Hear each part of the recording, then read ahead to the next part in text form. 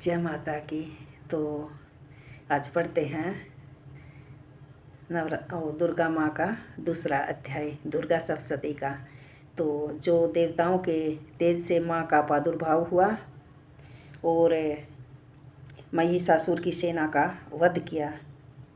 तो आइए दूसरा अध्याय पढ़ते हैं, चलते हैं। ओम गणेशाय नमः, ओम नमः शिवाय, ओम दुम दुर्गाय नमः। श्री महाकाली महालक्ष्मी महासरस्वती, बोलो मैया रानी की जय। तो अब दूसरा अध्याय शुरू करते हैं, जो देवताओं के तेज से देवी का प्रादुर्भाव और महिषासुर की सेना का वध। तो चलते हैं, विनियोग करते हैं। ओम मध्य चरित्र के विष्णु ऋषि महालक्ष्मी देवता, उनीसक छंद, शाकंभरी शक्ति, दुर्गा बीज, वायु तत्व और युजवेद स्वरूप है। श्री महालक्ष्मी की प्रसन्नता के लिए मध्य चरित्र के पाठ में इसका विनियोग किया गया है। ध्यान। ओम दुम दुर्गाए नमः। मैं कमल के आसन पर बैठी हुई प्रसन्न मुख वाली महिषासुर मर्दनी भगवती महालक्ष्मी का भजन करती हूँ, जो अपने हाथों में अक्षय माला, फरसा, गदा, बाण, वज्र, पद्य, धनुष, कुंडिका, दंड, शक्ति, खड़ग, बाल, शंख, घंटा, मधुपात्र, शूल, पाश और चक्र धारण करती है। मैं माँ दुर्गा का ध्यान करती हूँ। अपने ध्यान में बैठकर ये भाव करना है। ऋषि कहते हैं, पूर्व काल में देवताओं और असुरों में पूरे 100 वर्षों तक घोर संग्राम हुआ। उसमें असुरों का स्वामी महिषासुर था और देवताओं के नायक इंद्र थे। उस युद्ध में देवताओं की सेना महाबली असुरों से परास्त हो गई। संपूर्ण देवताओं को जीत कर महिषासुर इंद्र बनकर बैठ गया। तब पराजित देवता प्रजापति ब्रह्मा जी को आगे करके उस स्थान पर गए जहाँ भगवान शंकर और विष्णु विराजमान थे। देवताओं ने महिषासुर के पराक्रम तथा अपनी पराजय का सारा वृत्तांत सुनाया। उन दोनों देवसरों ने विस्तार पूर्वक कह कर सुनाया।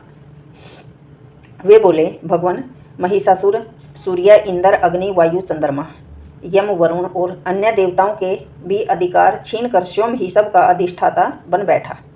उस दुरात्मा महिष ने समस्त देवताओं को स्वर्ग से निकाल दिया। अब वे मनुष्य की भांति पृथ्वी पर विचरता है। दैत्यों की सारी करतूत हमने आप लोगों से कह सुनाई। अब हम आपकी शरण में आए हैं, उसके वध का कोई उपाय सोचिए। इस प्रकार देवताओं के वचन सुनकर भगवान विष्णु और शिव ने दैत्यों पर बड़ा क्रोध किया। उनकी भौहें तन गई, मुंह टेढ़ा हो गया। तब अत्यंत कोप से भरे चक्कर पानी श्री विष्णु के मुख से एक तेज प्रकट हुआ। इसी प्रकार ब्रह्मा, शंकर और इंद्र आदि अन्य देवताओं के शरीर से भी बड़ा भारी तेज निकला। वह सब मिलकर एक हो गया। महान तेज का एक पुंज जाज्वल्यमान पर्वत सा जान पड़ा। देवताओं ने देखा, वहाँ उसकी ज्वालाएं संपूर्ण दिशाओं में व्याप्त हो रही हैं। संपूर्ण देवताओं के शरीर से प्रकट हुए उस तेज की कहीं तुलना नहीं की जा सकती। एकत्रित होने पर वह एक नारी के रूप में परिणित हो गया। जो सबके मुख से तेज निकला था, तो वो एक नारी के रूप में परिणित हो गया और अपने प्रकाश से तीनों लोकों में व्यापक जान पड़ा। भगवान शंकर का जो तेज था, उससे उस देवी का मुख प्रकट हुआ। यमराज के तेज से उसके सिर के बाल निकल आए और श्री विष्णु भगवान के तेज से उसकी भुजाएं उत्पन्न हुई। चंद्रमा के तेज से दोनों सदनों का और इंद्र के तेज से मध्य भाग कटी प्रदेश का प्रादुर्भाव हुआ। वरुण के तेज से जंगा और पिंडली, पृथ्वी के तेज से निस्तंभ भाग प्रकट हुआ। ब्रह्म के तेज से दोनों चरण और सूर्य के तेज से उसकी अंगुलियां, वसुओं के तेज से हाथों की अंगुली और कुबेर के तेज से नासिका प्रकट हुई। उस देवी के दांत प्रजापति के तेज से और तीनों नेत्र अग्नि के तेज से प्रकट हुए। उसकी भौहें संध्या के और कान वायु के तेज से उत्पन्न हुए। इसी प्रकार अन्य देवताओं के तेज से भी कल्याणमयी देवी का आविर्भाव हुआ। तदंतर समस्त देवताओं के तेज पुंज से प्रकट हुई देवी को देखकर महिषासुर के सताए हुए देवता बहुत प्रसन्न हुए। पिनाकधारी भगवान शंकर ने अपने शूल से एक शूल निकालकर देवी को दे दिया। फिर भगवान विष्णु ने भी अपने चक्कर से उत्पन्न करके एक चक्कर भगवती को अर्पण किया। वरुण ने भी शंख भेंट किया और अग्नि ने शक्ति दी। वायु ने धनुष और बाण भरे 2 तरकस प्रदान किए। सहस्त्र नेत्रों वाले देवराज इंद्र ने अपने वज्र से वज्र उत्पन्न कर दिया और ऐरावत हाथी से उतार कर एक घंटा भी प्रदान किया। यमराज ने काल दंड से दंड, वरुण ने पाश, प्रजापति ने पटिकाक्ष की एक माला और ब्रह्मा जी ने कमंडल भेंट किया। सूर्य ने देवी के समस्त रोमकूपों में अपनी किरणों का तेज भर दिया। काल ने उन्हें चमकती हुई डाल और तलवार दी। क्षीर समुद्र ने उज्ज्वल हार और कभी जीर्ण न होने वाले 2 दिव्य वस्त्र भेंट किए। साथ ही उन्होंने दिव्य चूड़ामणि 2 कुंडल, कड़े, उज्ज्वल अर्धचंदर, सब बाहुओं के लिए केयर, दोनों चरणों के लिए निर्मल नूपुर, गले की सुंदर हंसली और सब उंगलियों में पहनने के लिए रत्नों से बनी अंगूठियां दी। विश्वकर्मा ने उन्हें अत्यंत निर्मल फरसा भेंट किया। साथ ही अनेक प्रकार के अस्त्र और अभेद्य कवच दिए। इनके सिवा मस्तक और वक्ष स्थल पर धार करने के लिए कभी न कुमलाने वाले कमलों की मालाएं दी। जल्दी ने उन्हें सुंदर कमल का फूल भेंट किया। हिमालय ने सवारी के लिए सिंह और भांति भांति के रतन समर्पित किए। धना अध्यक्ष कुबेर ने मधु से भरा पान पात्र दिया और संपूर्ण नागों के राजा शेष ने, जो इस पृथ्वी का धारण करते हैं, उन्हें बहुमूल्य मणियों से विभूषित नागहार भेंट दिया। इसी प्रकार अन्य देवताओं ने भी आभूषण और अस्त्र शस्त्र देकर देवी का सम्मान किया। तत्पश्चात उन्होंने बार बार अट्ठास पूर्वक उच्च स्वर से गर्जना की। उनके भयंकर नाद से संपूर्ण आकाश गूंज उठा। देवी का वह अत्यंत उच्च स्वर से किया हुआ सिंहनाद कहीं समा न सका। आकाश उसके सामने लघु प्रतीत होने लगा। उससे बड़े जोर की प्रतिध्वनि हुई, जिससे संपूर्ण विश्व में हलचल मच गई और समुद्र भी कांप उठा। पृथ्वी डोलने लगी, समस्त पर्वत हिलने लगे। उस समय देवताओं ने अत्यंत प्रसन्नता के साथ सिंहवाहिनी भवानी से कहा, हे देवी, तुम्हारी जय हो। साथ ही महर्षियों ने भी भक्ति भाव से विनम्र होकर उनका शतवन पूजन किया।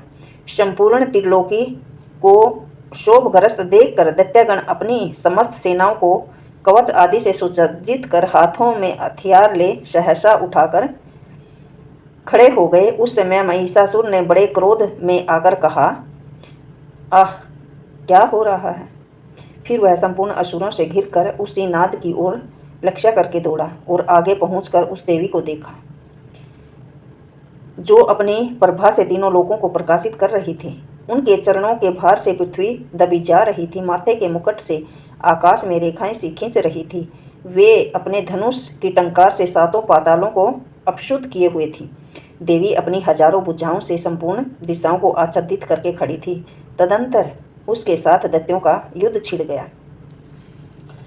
नाना प्रकार के अस्त्र शस्त्रों के प्रहार से संपूर्ण दिशाएं उद्भासित होने लगी। चिक्षुर नामक महान असुर महिषासुर का सेनानायक था। वह भी देवी के साथ युद्ध करने लगा।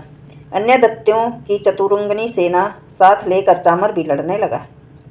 60,000 रथियों के साथ आकर उदग्गर नामक महादैत्य ने भी लोहा लिया। 1 करोड़ रथियों को साथ लेकर महाहन्नु नामक दैत्य युद्ध करने लगा, जिसके रोए तलवार के समान तीखे थे। वह असीलोमा नाम का एक महादैत्य 5 करोड़ रथी सैनिकों सहित युद्ध में आ डटा। 60 लाख रथियों से घिरा हुआ वाष्कल नामक दैत्य भी उस युद्ध भूमि में लड़ने लगा। परिवारित नामक राक्षस हाथी सवार और घुड़सवारों के अनेक दलों तथा 1 करोड़ रथियों की सेना लेकर युद्ध करने लगा। बिडाल नामक दैत्य 5 अरब रथियों से घिर कर लोहा लेने लगा। इनके अतिरिक्त और भी हजारों महादैत्य रथ, हाथी और घोड़ों की सेना लेकर वहां देवी के साथ युद्ध करने लगे। स्वयं महिषासुर उस रणभूमि में कोटि कोटि सहस्त्र रथ, हाथी और घोड़ों की सेना से घिरा हुआ खड़ा था। वे दैत्य देवी के साथ तोमर, बिंदीपाल, शक्ति, मुशल, खड़ग, परशु और पट्टिस आदि अस्त्र शस्त्रों का प्रहार करते हुए युद्ध कर रहे थे। कुछ दैत्यों ने उन पर शक्ति का प्रहार किया, कुछ लोगों ने पासे फेंके तथा कुछ दैत्यों ने खड़ग प्रहार करके देवी को मार डालने का उद्योग किया। देवी ने विक्रोध में भरकर खेल खेल में ही अपने अस्त्र शस्त्रों की वर्षा करके दैत्यों के वे समस्त अस्त्र शस्त्र काट डाले।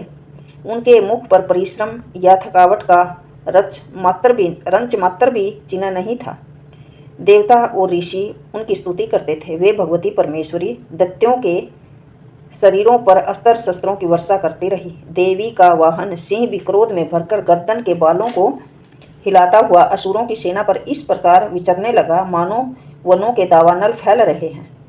रणभूमि में दैत्यों के साथ युद्ध करती हुई अंबिका देवी ने जितने भी निश्वास छोड़े, वे सभी तत्काल सैकड़ों हजारों गणों के रूप में प्रकट हो गई। परशु, बिंदीपाल, खड़ग और पट्टिस आदि अस्त्र शस्त्रों द्वारा असुरों का सामना करने लगे। देवी की शक्ति से बड़े हुए वे गण असुरों का नाश करते हुए नगाड़ा और शंख आदि बजाने लगे।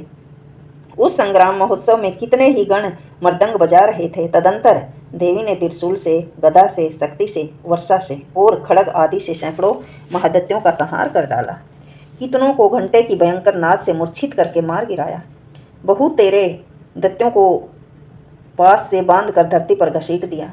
कितने ही दैत्य उनकी तीखी तलवार की मार से दो दो टुकड़े हो गए। कितने ही गदा की चोट से घायल होकर धरती पर सो गए। कितने ही मुसल की मार से अत्यंत आहत होकर रक्त वमन करने लगे। कुछ दैत्य शूल से छाती फट जाने के कारण धरती पर ढेर हो गए। उस रणांगण में बाण समूहों की वृष्टि से कितने भी असुरों की कमर टूट गई। बाज की तरह चटपटाने वाले देवपिंडक दैत्यगण अपने प्राणों से हाथ धोने लगे। किन्हीं की बाहें छिन्न भिन्न हो गई, कितनों की गर्दन कट गई, कितनों ही दैत्य के मस्तक कट कट कर गिरने लगे। कुछ लोगों के शरीर मध्य भाग से विदीर्ण हो गए। कितने ही महादैत्यों की जांघें कटकर पृथ्वी पर गिर पड़े। कितनों को देवी ने एक बाहाँ, एक पैर और एक नेत्र वाले करके दो दो टुकड़े करके चीर डाला। कितने ही दैत्यों के देवी ने मस्तक काट गिराए, फिर उठ जाते, फिर केवल धड़ के रूप में अच्छे अच्छे हथियार हाथ में लेकर देवी के साथ युद्ध करने लगते। दूसरे कबंध युद्ध के बाजों की लय पर नाचते थे। कितने ही बिना सिर के धड़ हाथों में खड़ग, शक्ति और सृष्टि लिए दौड़ते थे। दूसरे महादैत्य ठहरो ठहरो यह कहते हुए देवी को युद्ध के लिए ललकारते थे। जहाँ वह घोर संग्राम हुआ था वहाँ की धरती देवी के गिराए हुए रथ, हाथी घोड़ों और असुरों की लाशों से ऐसी पट गई, वहाँ चलना फिरना असंभव हो गया। दैत्यों की सेनाएं, हाथी घोड़े और असुरों के शरीर भी इतने अधिक मात्रा में रक्तपात हुआ, थोड़ी सी देर में वहाँ खून की बड़ी बड़ी नदियाँ बहने लगी। जगदम्बा ने असुरों की विशाल सेना को अक्षण भर में नष्ट कर दिया। ठीक उसी तरह जैसे तृण और काठ के भारी ढेर को आग कुछ ही क्षण में भस्म कर देती है, और वह सिंह भी गर्दन के बालों को हिला हिला कर जोर जोर से गर्जना करता हुआ दैत्यों के शरीर से मानो उनके प्राण चुन लेता था। वहाँ देवी के गणों ने भी उन महादैत्यों के साथ ऐसा युद्ध किया जिससे आकाश में खड़े हुए देवतागण उन पर बहुत संतुष्ट हुए और फूल बरसाने लगे। तो दूसरा अध्याय संपूर्ण। इसी प्रकार श्री मार्कंडेय जी पुराण में श्रवणिक मन्वंतर के कथा के अंतर्गत देवी महात्म्य में महिषासुर की सेना का वध नामक दूसरा अध्याय संपूर्ण। ओम नमो भगवते वासुदेवाय नमः। ओम दुम दुर्गाय नमः। तो आइए अब बजरंग बलि की एक चौपाई करते हैं। निश्चय प्रेम प्रतीति के विनय करे सम्मान दे के कार्य कर शुभ सिद्ध करे हनुमान। बोलो सियापति रामचंद्र भगवान की जय। बोलो वीर बजरंगी हनुमान की जय। जय दुर्गा की।